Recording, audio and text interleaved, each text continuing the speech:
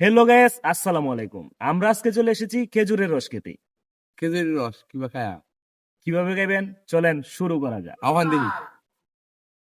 আমি প্রথমে বলে দিচ্ছি যে রস খেতে হলে চলে আসতে হবে চরপলাশ। চরপলাশ হাই স্কুলের কাছে এসে যে কেউ বললেই হবে যে রস কোথায় বিক্রি করে কিংবা কোথায় থেকে পারে, তাহলে আপনাদেরকে বলে দিবে।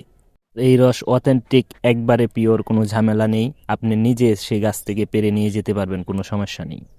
আর রস সপ্তাহে 4 দিন বিক্রি করা হয়, আপনারা অবশ্যই যোগাযোগ করে তারপরে আসবেন। আর চলেন দেখি খাওয়ার পর রিভিউ দেওয়া যাবে কেমন হয়েছে। রস খাবার জন্য প্রস্তুত করা হচ্ছে, সো খাওয়ার পর রিভিউগুলো দেখেন কেমন হয়েছে। খেজুরের রস যেমন তেমন ফ্লেভারটা সেই রসের মধ্যে কোনো বেজাল নাই, স্বাদ হয়েছে অতুলনীয়। একের রস এসে আব্দুল লতিফ ভাইয়ের বাসাতে রসগুলো কেমন স্বাদটা ঠিকঠাক আছে? একের রস বেজাল নাই তো কোনো? না, কাটি রস। রস কিরকম? লতিমামুর রস এক নম্বর রস।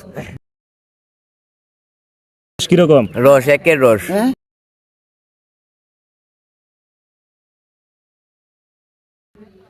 এতে রস সম্পর্কে কিছু বলো। রস সম্পর্কে কি বলবো, একদম নির্ভেজাল, যেটা আপনারা দেখছেন।